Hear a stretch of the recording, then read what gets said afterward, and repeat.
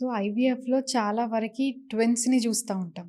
అది కావాలనే మనం వాళ్ళు ఆప్ట్ చేసుకునే విధానం అట్లా ఉంటుందా? లేకపోతే ట్రీట్‌మెంట్ విధానమే అట్లుంటుందా? పేషెంట్స్ జనరల్‌గా వచ్చిన వాళ్ళు ఐవీఎఫ్ అంటేనే ట్విన్స్ అనేదొకటి పడిపోయింది. కరెక్ట్. కరెక్ట్. ఇది అన్నట్లు ట్రీట్మెంట్ వలన ట్విన్స్ కావచ్చు గానీ, వాళ్ళు ఆప్ట్ చేసేదేం లేదు.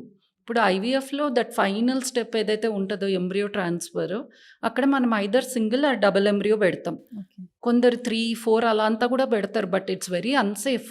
ఇప్పుడు ఒకేసారి ముగ్గురు, నలుగురు అటాచ్ అయితే తర్వాత బేబీస్ రిడక్షన్ జేయడము అదంతా complicated process. So, double embryo transfer జేసినప్పుడు మనకొక 20% ఛాన్స్ ఆఫ్ ట్విన్స్ ఉంటది.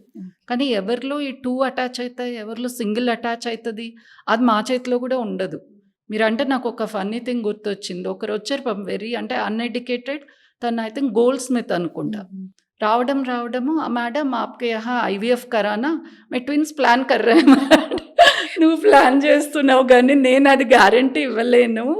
నీకు ప్రెగ్నెన్సీ రావడానికి ఏమేం చేయాలో సక్సెస్ ఇంక్రీజ్ కావడానికి నేను చెప్తా గానీ, అది సింగిల్ కావచ్చు, ట్విన్స్ కావచ్చు. అది నా చేతిలో లేదని చెప్పినా. వాళ్ళకి యాక్చువల్ పాజిటివ్ వచ్చింది గానీ సింగిలే. ట్విన్స్ రాలేదు. సో, అలా మా చేతిలో ఏముండదు. కానీ ఎవరైతే ట్విన్స్ వద్దనుకుంటారో ఇప్పుడు అలా కూడా చాలామందున్నారు. ఓకే. కొందరు వెరీ స్ట్రిక్ట్. నాకస్సలు ట్విన్స్ వద్దు.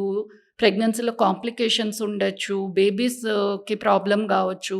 అన్న వాళ్ళకి సింగిల్ ఎంబ్రియో ట్రాన్స్‌ఫర్ జేస్తాం. సో, వాళ్ళేముంది స్టెప్ బై స్టెప్ ఒక బేబీ అయ్యాక మరి ఎంబ్రియో ఫ్రీజ్ చేసుకుంటారు. అప్పుడొచ్చి సెకండ్ టైమ్ ఎళ్తారు.